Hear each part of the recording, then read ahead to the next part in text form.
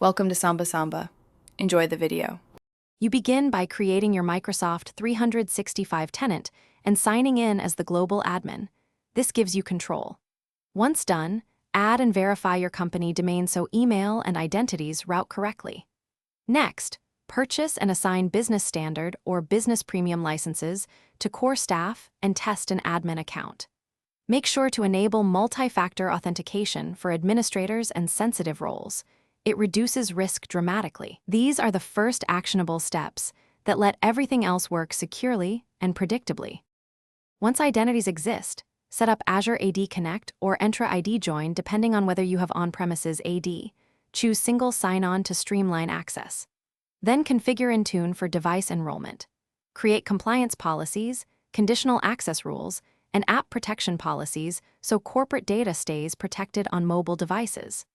Deploy Office apps using Intune or standard installers, and configure update channels to balance stability and features. These middle steps tie users, devices, and access controls together so productivity stays secure and manageable.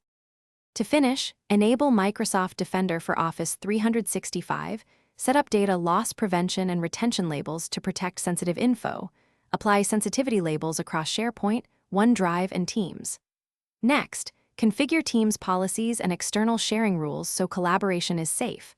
Assign site owners and enforce naming and lifecycle policies. Finally, document admin roles, backup and restore plans, and run a recovery test. If something goes wrong, check conditional access and licensing first. Most access issues trace back to policies or missing licenses. Thanks for watching. Consider subscribing if we helped you.